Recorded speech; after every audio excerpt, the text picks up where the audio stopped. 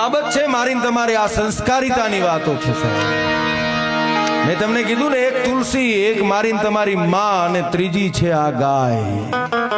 યાદ રાખી લેજો, કદાચ તમારા ઘરમાં ગાય છે, ઈ તમારી ખડકીમાં આવીને ભેટું મારે ને, કડવું લાગે તો કાન ખોલીને સાંભળી લેજો। ચારણ છું એટલે કહેવાનો અધિકાર છે મને, એટલે કહું છું।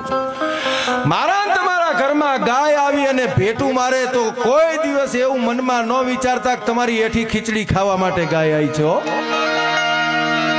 તમારા ઘરમાં આવીને તમારી ખડકીમાં ગાય આવીને ભેટું મારે તો વિચારતા નહીં, કોઈ દિવસ એવું મગજમાં ના લાવતા કે તમારી એઠી ખીચડી કે એઠા બટકા ખાવા માટે ગાય આવી છે।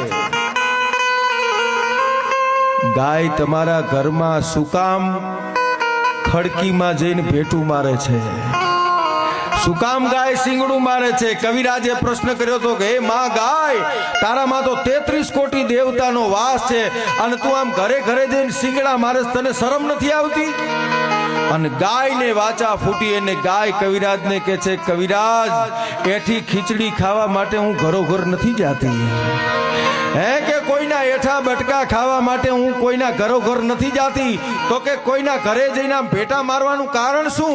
અને પછી ગાય કહે છે, કવિરાજ, આજથી 5,500 વર્ષ પહેલા ગોકુળમાં જન્મી રમી અને મોટો થઈ અને મહાભારતના રણમેદાનની અંદર ભગવાન કૃષ્ણ કનૈયો કાળિયો ઠાકર એમ કહીને ગયો છે, યુગે યુગે હું અવતાર ધારણ કરીશ। મહાભારતના રણ મેદાનની માલિપા કહીને ગયો છે, યદા યદા હિ ધર્મસ્ય ગ્લાનિર્ભવતિ ભારત, જ્યારે જ્યારે આ દેશની અંદર ધર્મનો વિધ્વંસ થવાની કોશિશ થશે ત્યારે આ ધરતી પર અવતાર ધારણ કરીશ, આવું કહી અને મહાભારતના રણ મેદાનમાંથી ચક્રવાળો ગયો છે। હવે હું ઘરે જઈને ખીચડી ખાવા માટે નહીં પણ ભેટું મારીને જોવા માટે જઉં છું કે ઈ ચક્રવાળો કહીને ગયો તો ઈ કોઈ ઘરમાં જન્મ્યો કે નથી જન્મ્યો, ઈ જોવા માટે હું જઉં છું મારા વાલા। એઠી ખીચડી ખાવા માટે નથી ગયો પણ ઈ ગોકુળમાં કહીને ગયો તો, મહાભારતના મેદાનમાં કહીને ગયો તો, ઈ હવે જન્મ્યો કે નહીં જન્મ્યો ઈ જોવા જવું છે। અને સાચું કહું ને તો ગાય તેદી બોલી હતી કે માથું મારું ખડકીમાં, ખડકી ખોલી અને આવડી લાકડી લઈ અને મને બૈડામાં જેથી ઘા કરે ને તેદી ગાય કે કૃષ્ણ નથી જન્મ્યો પણ એનો મામો ચોક્કસ જન્મી ચૂક્યો છે મારા વાલા, મામો ચોક્કસ જન્મી ચૂક્યો છે। અને ખડકી ખોલીને ઊંધી ખીચડીની તપેલીયું મારતા મેં જોયા છે।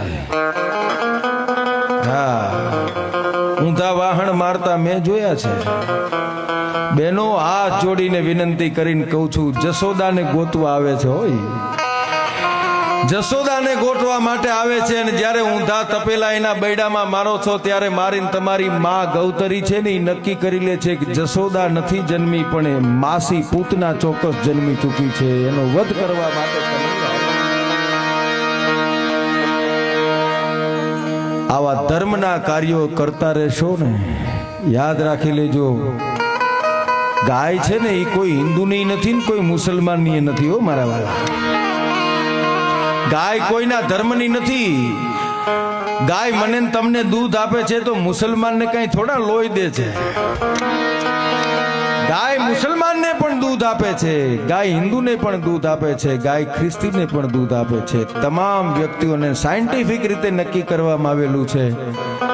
અને હું તો બહુ આનંદ સાથે કહું કે અમારા બનાસકાંઠા જિલ્લાની અંદર સૌથી વધારે ગૌશાળાઓ છે। બનાસકાંઠા જિલ્લાની અંદર સૌથી વધારે